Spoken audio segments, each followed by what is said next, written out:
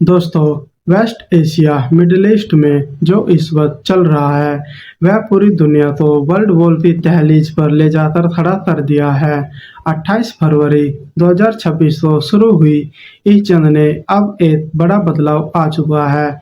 Iran और Israel के बीच चल रही पुरानी दुश्मनी अब एक पूरी तरीके से जंग का रूप ले चुकी है। क्या यह सिर्फ दो देशों के बीच की लड़ाई है? जी नहीं, यह दो देशों के बीच की लड़ाई नहीं है। इसमें यूएसए जैसे बड़े बड़े देश इन्वॉल्वमेंट ले चुके हैं और इंडिया का इससे क्या फायदा और क्या नुकसान होगा। क्या इंडिया के पेट्रोल डीजल गैस के दाम बढ़ जाएंगे या नहीं, और कश्मीर क्यों ईरान को फंड दे रहा है और भारत सरकार उस पर क्यों रोक नहीं लगा रही है। आज हम आपको इसी टॉपिक के ऊपर सारी बातें बताएंगे, वो भी एकदम अच्छे से और पूरी डिटेल के साथ में। अगर आपको ये वीडियो अच्छी लगी तो मेरे चैनल सब्सक्राइब कर लेना और एक प्यार से लाइक और कमेंट जरूर कर देना। तो चलिए बिना टाइम दवाए शुरू करते हैं। इस जंग की शुरुआत 28 फरवरी 2026 को हुई, जब यूएसए और इजराइल ने मिलकर ईरान पर ऑपरेशन ईपीसी फ्राई और ऑपरेशन रोरोइन लोयन लॉन्च किया। यूएसए इनरोलमेंट प्रेसिडेंट डोनाल्ड ट्रंप का साफ साफ कहना है कि ईरान का न्यूक्लियर प्रोग्राम अमेरिका के लिए बहुत बड़ा खतरा है। इसीलिए यूएसए ने पहले ही अटैक में ईरान के सुप्रीम लीडर को मौत के घाट उतार दिया गया, जिसे इस जंग में आग में घी का काम किया। दुनिया दो हिस्सों में बट चुकी है। इजराइल के साथ यूएसए, यूके और यूरोपियन नेशन खुलकर साथ दे रहे हैं। ईरान के साथ रशिया और चाइना डिप्लोमेटिक फेस और इकोनॉमिक सपोर्ट दे रहे हैं। हिजबुल्लाह लेबनान और हौती यमन ने भी एंट्री कर ली है। और जो देश न्यूट्रल है, सऊदी अरब, यूएई और जॉर्डन जैसे देश इस जंग से जितना दूर हो सकते हैं वह उतनी दूरी इस जंग से बनाना चाहते हैं। इंडिया पर असर ऑयल और गैस। इंडिया के लिए यह जंग किसी मुसीबत से कम नहीं है, क्योंकि स्टेट ऑफ हार्मोन्स का बंद हो जाना ईरान ने दुनिया का सबसे इम्पोर्टेंट रूट बंद कर दिया है, जिसे हम स्टेट ऑफ हार्मोन के नाम से भी जानते हैं।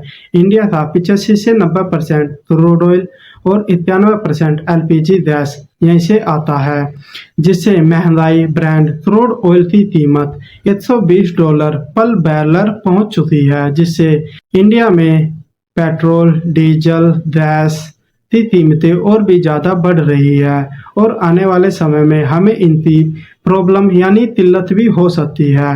रुपीस यूएस डॉलर इंडिया का रुपीस गिरकर 92 रुपये पर डॉलर पहुंच चुका है, जिससे आने वाले समय में इम्पोर्टेंट सामान हमारे लिए और भी ज़्यादा महंगे हो जाएंगे। इंडिया इसके साथ है डिप्लोमेटिक। इंडिया का स्टैंड हमेशा की तरह न्यूट्रल ही है। पीएम मोदी ने दोनों देशों से बात की है और शांति की अपील भी की है।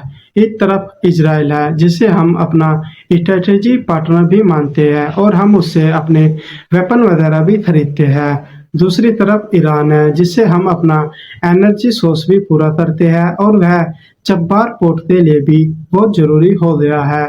लेकिन 2026 में इंडिया का झुकाव इजराइल के साथ कुछ ज़्यादा हो गया है, क्योंकि पीएम मोदी ने इजराइल के पार्लियामेंट में खड़ा होकर कहा है कि हम इजराइल के साथ कंधे से कंधा मिलाकर चलेंगे और उसी हर एक परिस्थिति में हम उसका साथ देंगे। कश्मीर फंड और ईरान कंडीशन। कश्मीर से ईरान फंड क्यों भेजा गया है? हाल ही में रिपोर्ट आई है कि कश्मीर के खास करके बड़गांव एरिया से लगभग 18 करोड़ की डोनेशन ईरान भेजी गई है। यह पैसा ज्यादातर खास कम्युनिटी इंसानी मदद के नाम पर इकट्ठा किया गया है। भारत सरकार ने इसे पूरी तरीके से नहीं रोका, लेकिन इंटेलिजेंस एजेंसी की जांच बैठा दी गई है। डर यह भी है कि अगर यह पैसा गलत हाथों में चला गया तो इंडिया के खिलाफ भी यूज हो सकता है और मिडल मैन ने लोगों का इमोशनली फायदा उठाया है। इसीलिए भारत सरकार ने हर एक ट्रांजेक्शन पर नजर बनाए हुए है। तो दोस्तों, यह जंग यूएसए और Israel, US Iran supported by Russia to China, India neutral मगर इकोनॉमिक नुकसान झेल रहा है और रशिया से सस्ता तेल खरीदने की कोशिश जारी है ताकि इंडिया में फ्यूल की कमी न हो। क्या आपको लगता है को किसी एक देश के साथ खुलकर खड़ा हो जाना चाहिए। अगर आपको ऐसा लगता है तो हमें कमेंट कर ज़रूर बताइए।